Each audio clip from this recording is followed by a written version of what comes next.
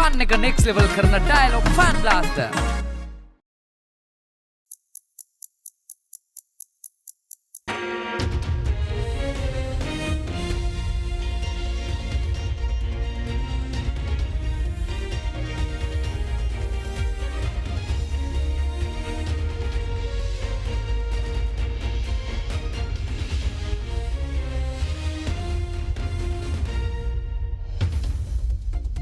Tonight, on First at 9 this Sunday, the 29th of December 2024. From turmoil to tragedy, amidst escalating political turmoil, South Korea experiences its worst aviation disaster in 27 years. The tragic plane crash claims 179 lives. The clash of institutions. Access to Burmese refugees detained in Sri Lanka barred by the authorities, claims the Human Rights Commission. Urges the president to intervene and grant the HRCSL access to the refugees. Revoke or regret. MSMEs demand the repeal of a CBSL circular revoking the suspension of Parate execution beyond the 31st of March next year. Tussle over tusks and crops. Deputy Minister of Housing orders the removal of illegal cultivations within elephant corridors within 3 months. Chilo Dairy, Sri Lankawama Kiren Perata. Obe Vishwase denu Sensodyne, then Lagamati Pharmacy in Labata Hacker. Kanta parissan karagathot අපි parissan. Asian Paints Causeway Aquasave, Vessat Mattuik Gedarat Disney. This is Ada Derana First at 9. From Studio 24 in Colombo. Good evening and welcome to Ada Derana First at 9. I'm Aditya Adrisingha joining you live with the latest in Sri Lanka and around the world. Now in your top story tonight, we take you to South Korea, where amid political turmoil surrounding South Korea's leadership, the country faced a catastrophic aviation disaster today. Jeju Air Flight 762216, a passenger plane carrying 181 people, including 6 crew members, crashed while attempting to land at Muan International Airport.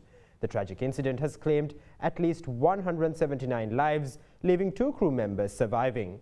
Today's crash in South Korea will be remembered as one of its deadliest in history, following the country's 1997 plane crash.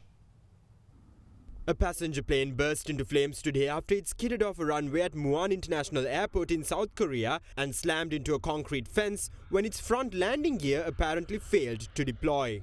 Jeju Air Flight 7C2216 from Bangkok, which is listed as Boeing 737-800, was carrying 175 passengers and 6 crew members when disaster struck at the airport just after 9 a.m. in South Korea. At least 179 fatalities were reported while emergency workers managed to save 2 survivors. Both survivors are crew members, and South Korean health officials stated that they are not in life-threatening condition. Following the tragic plane crash, all flights arriving at South Korea's Muan International Airport were cancelled. According to the country's Interior and Safety Ministry, the new acting president Choi Sang-mok has instructed emergency responders to mobilize available equipment and personnel to respond to the plane crash at the Muan International Airport. Following the order, 32 fire trucks and several helicopters and about 1,560 firefighters, police officers and soldiers were deployed at the site. The South Korean Transport Ministry's early assessment of communication records show that the airport's control tower issued a bird strike warning and that the pilot had sent out a distress signal shortly before the plane went past the runway and skidded across a buffer zone before hitting the wall. The plane's passengers included 2 Thai nationals. Thailand's Prime Minister Shinawatra expressed deep condolences to the families of those affected by the accident. South Korean airliner Jeju Air and Boeing expressed its apologies and extended condolences to the families of those killed in the tragic accident. Later, South Korea's acting president Choi Sang-mok traveled to Muan International Airport to examine the site and later declared that the site is a special disaster zone and vowed a full investigation into what caused the crash. South Korea's land ministry claimed that both black boxes of the crashed plane have been recovered and it suspects that a landing gear malfunction caused the crash. However, the Land Ministry also clarified that the investigation into the South Korean plane crash may take up to 3 years, considering that the plane was manufactured outside of South Korea. The tragedy will go down as the deadliest aviation disaster to hit South Korea since 1997, when a Korean Airlines Boeing 747 crashed into the Guam jungle, causing 228 fatalities. In the wake of this aviation tragedy, the Sri Lankan Ministry of Foreign Affairs, Foreign Employment and Tourism conveyed condolences to the families of those who lost their lives in the incident.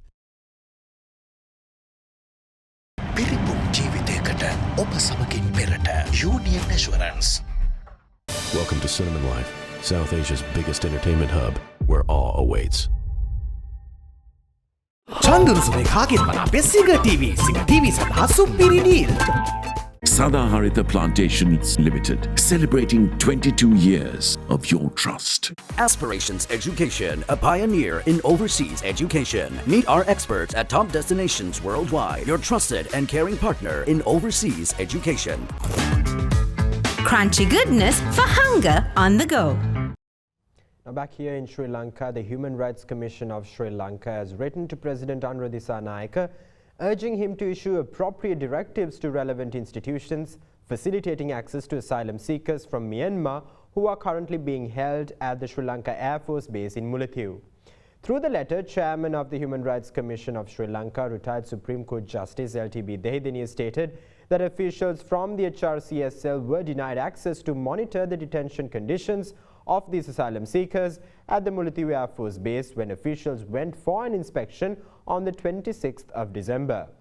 Following these startling developments, the Human Rights Commission has summoned before the Commission all relevant officials who obstructed the Commission's access to the asylum seekers detained at the Air Force Base.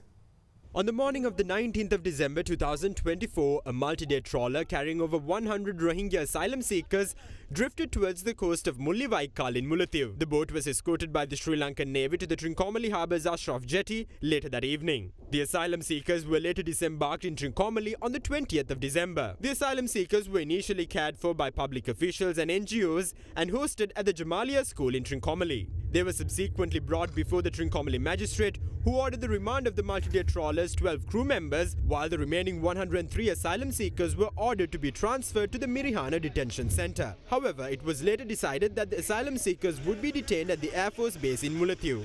Subsequently, on the 26th of December 2024, a team of officials of the Human Rights Commission of Sri Lanka, including one of its directors, attempted to monitor the detention conditions at the Sri Lanka Air Force Base in Mullaitivu, but were denied access to the asylum seekers. According to the HRCSL, the Air Force officials stated that access could not be granted without the permission of the Controller General of Immigration and Immigration. An assistant controller of the Immigration and Immigration Department later informed HRCSL officials over the phone that expedited access could be granted if a written request was submitted. However, the assistant controller verbally informed the HRCSL that permission must be obtained from the Minister of Public Security and Parliamentary Affairs. Later, on the 27th of December 2024, the HRCSL wrote to the President regarding the incident on the 26th of December. The letter emphasized that under Section 11D of the HRCSL Act No. 21 of 1996, the Commission's powers and functions extend to any person detained within Sri Lanka, not only to Sri Lankan citizens. The Commission asserts that it has the statutory authority to access the Air Force Base and monitor the detention conditions of the asylum seekers, including the children among them. According to the HRCSL, more than 40 of the detainees are reportedly children, many of whom are infants. The HRCSL has requested the President to issue necessary directives to ensure access to the asylum seekers. Furthermore, it reaffirmed its statutory obligation to inspect the conditions under which these individuals are being held. However, the Controller General of the Immigration and Immigration Department, as well as other responsible officials who obstructed the HRCSL's efforts to monitor the detention conditions, have been summoned to appear before the Commission on the 31st of December 2024 to provide an explanation for their actions. Now, the Sri Lanka Customs announced that 75,000 metric tons of imported rice have been cleared for distribution as of this morning. Meanwhile, media spokesperson of Sri Lanka Customs and Additional Director General of Customs, Sivali Aruguda, revealed that a special system has been implemented to expedite the release of imported rice.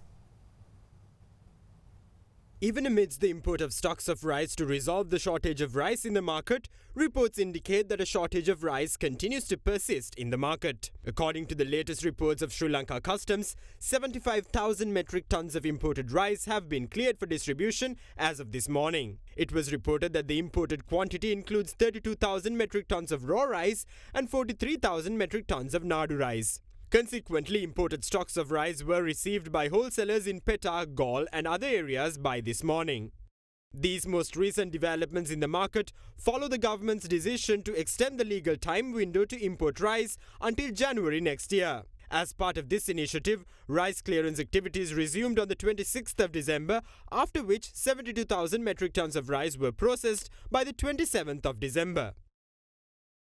Sri Lanka Customs media spokesperson and Additional Director General of Customs, Sivali Aruggoda, stated that a special system has been implemented to expedite the release of imported rice. This process involves collaboration between food inspectors and plant quarantine officers to ensure the swift and efficient clearance of shipments. Fast track your career from O levels with eSoft. ඩයබටිසෝල් සීනිවලින් පරිස්සම් වන ඔබට අමතක නොවන පෝෂණය. Prime Group ලංකාවේ ප්‍රථම වතාවට හඳුන්වා දෙන land leasing ලේසියෙන් මීටමක්. Single 1111 up to 60% off from the 11th November to the 17th of November. Kalani wire කිසි ගින්නක් නෑ. කිසි ගින්නක් නෑ. Kalani Fire Shield Wire. Apiko mattress. Sava samay sapata nidiyan Apiko Springs are 4 mattress Madili Rasakin. Crunchy goodness for hunger on the go. The Media Secretary of the MSME Chamber of Sri Lanka, Susantha Liyanarachi, has called for the immediate repeal of a circular issued by the Central Bank of Sri Lanka, which states that any suspension of parata execution will not be beyond the 31st of March next year. Speaking at a press briefing, Liyanarachi stresses on the need for a new circular by the Central Bank in line with the recent instructions delivered by the Deputy Minister of Finance to all banks. The Deputy Minister of Finance clearly instructed the banks on what to do. According to his instructions, the banks could either completely waive the interest charged or they could restructure the loans, extending the timeline for its repayment. He also claimed that if legal proceedings have already been instituted, no further action must be taken in that regard. So the relevant parties must heed the instructions of the Deputy Minister before the 1st of January. In the meantime, the Governor of the Central Bank released a circular on the 20th of December stating that the Sri Lanka Banks Association is of the view that any suspension of parata execution will not be beyond the 31st of March 2025. Who are they to make such assertions? The governor cannot just release circulars according to what these associations say. That is ridiculous. However, if the Central Bank governor thinks that he could pull off the same tricks as he did under the previous government, he is mistaken. Therefore, we request the Central Bank governor to repeal the circular issued on the 20th. We also urge him to issue a new circular in line with the instructions given by the Deputy Minister of Finance. If our demands are not met, we will let you know what will happen to the banks next year.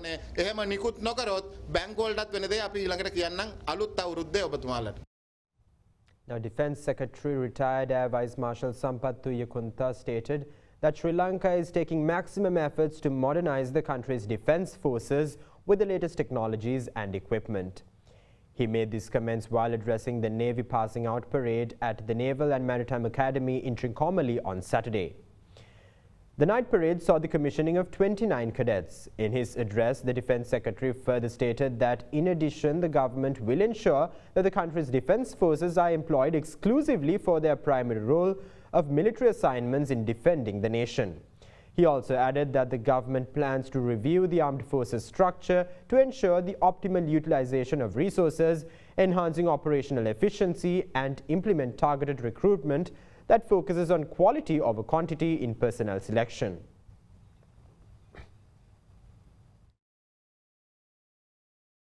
Now, in other developments concerning the military, General Shavendra Silva is slated to retire as Chief of Defence Staff and from active service of the Sri Lanka Army with effect from January next year.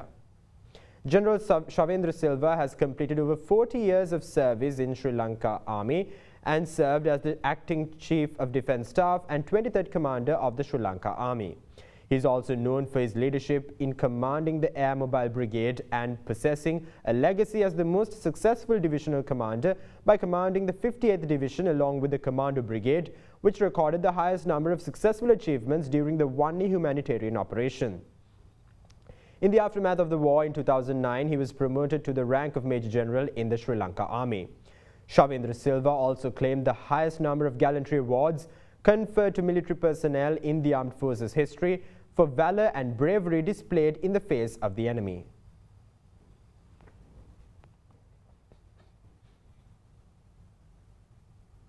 Now in other local news, Deputy Minister of Housing T.B. Sarath says that steps will be taken to remove all unauthorized plantations blocking corridors reserved for wild elephants within the next 3 months. He made those remarks following a discussion held with the residents to resolve the human-elephant conflict. Yesterday between Deputy Minister of Housing T.B. Sarath and farmers of the Siripura village in the Mahaveli Systems C area in Polonnaruwa. Discussions focused on illegal plantations being cultivated within elephant corridors in the area.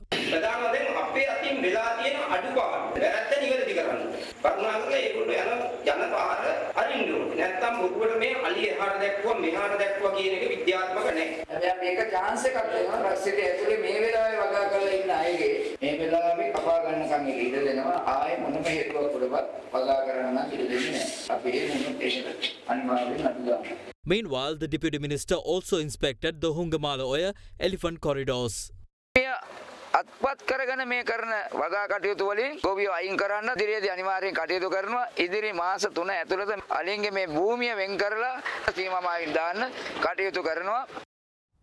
Now, the Archdiocese of Colombo requests a probe into a recent complaint filed by Namal Kumara regarding a voice recording circulating on social media that defames the character and reputation of Archbishop of Colombo, His Eminence Malcolm Cardinal Ranjith. Speaking to the media today, spokesperson for the Archdiocese, Father Jude Krishanta, asserts that activist Namal Kumari is being driven by a certain third party to cause further chaos and hinted that the shadows of the Rajapakshas are behind these developments. On the 24th of December, activist Namal Kumara filed a complaint to the President's Secretariat and the Criminal Investigation Department, claiming that an audio tape was circulating on social media which defames the reputation of the Archbishop of Colombo, His Eminence Malcolm Cardinal Ranjith. Today, the Catholic Church convened a press briefing of the relevant complaint. Ranjan Ramanayake කිව්වායයි පවසන හඩපටයක් අරගෙන On behalf of the entire Catholic community, I strongly condemn this complaint filed against the Cardinal by activist Namal Kumara. This audio tape, which was circulated on social media, is believed to be of former MP Ranjan Ramanayaka. We think that this was a deliberate attempt to defame the Cardinal's reputation, either by Namal Kumara's intent or at the request of a third party. Former Director of the Terrorism Investigation Division, DIG Lanka Customs, who was investigating Saharan's activities, was abruptly imprisoned on some absurd charge. This led to the deadly bomb attacks on Easter Sunday.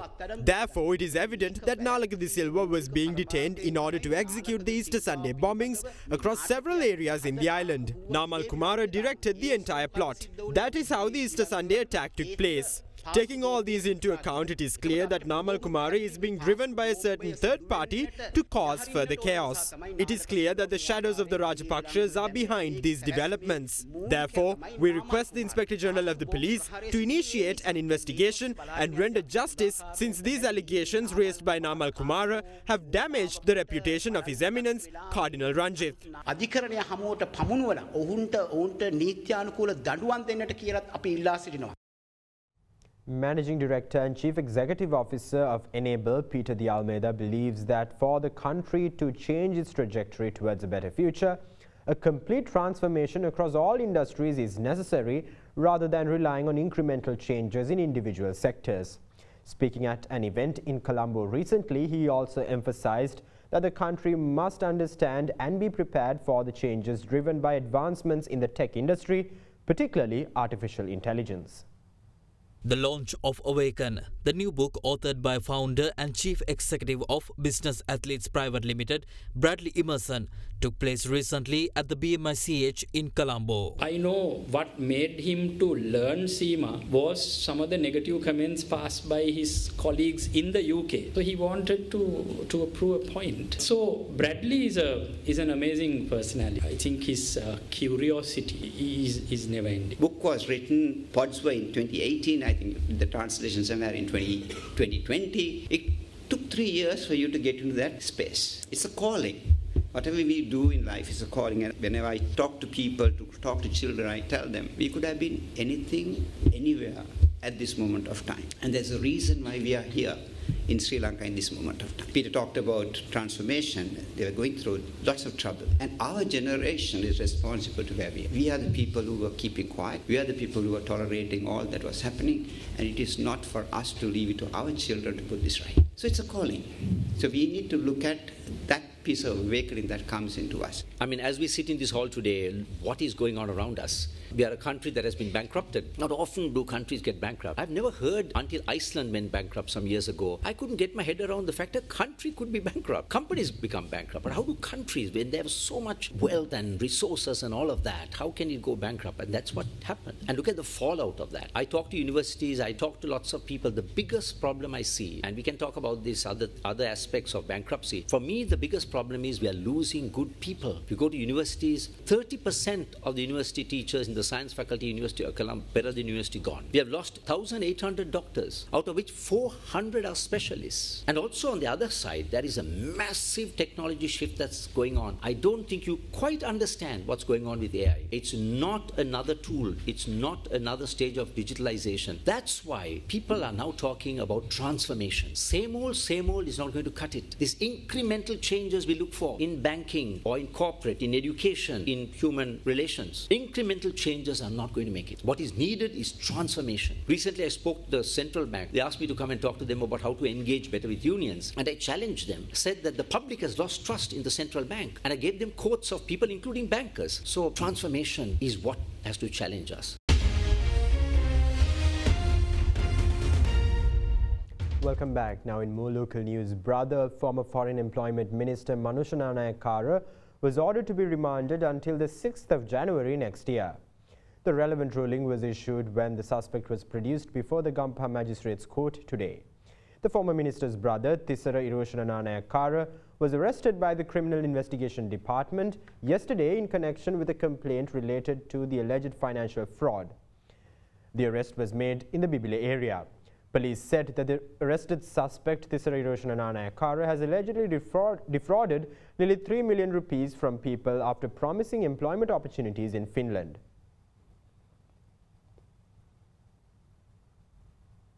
And now let's take a look at more local news in brief.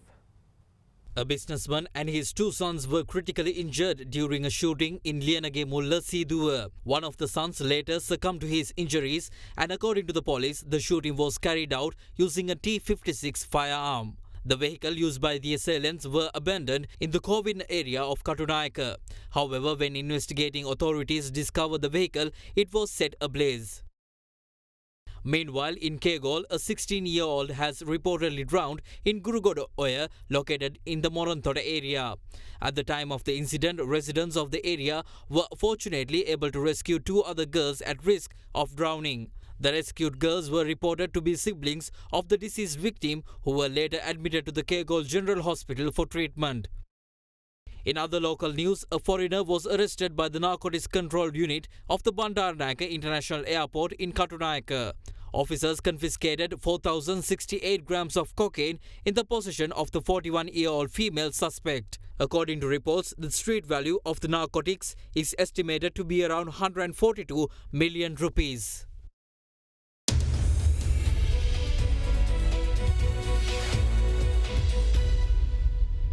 Now in your business news, the Korean International Cooperation Agency has proposed a special initiative to enhance conservation efforts at the Sigiriya Rock, a UNESCO World Heritage Site, and boost its tourism attraction. The proposed under the supervision of Sri Lanka's Central Cultural Fund and with the full approval of the Department of Archaeology, this project includes several initiatives such as upgrading the access road to Sigiriya Lion Rock, constructing an alternative access route, and developing facilities such as the Sigiriya Museum, restaurant and ticket counter. The total cost of this project is estimated at 2.4 billion rupees. Furthermore, it has been suggested that a memorandum of understanding be signed between the Central Cultural Fund and KOICA as directed by the Ministry of Buddha Sasana, Religious and Cultural Affairs for the purpose. A meeting regarding the project was held on the 27th of December at the ministry, chaired by Deputy Minister of Buddhasasana, Religious and Cultural Affairs, Professor Hiniduma Sunil Senavi. That's all the news we have for you tonight. Thank you. Have a great night.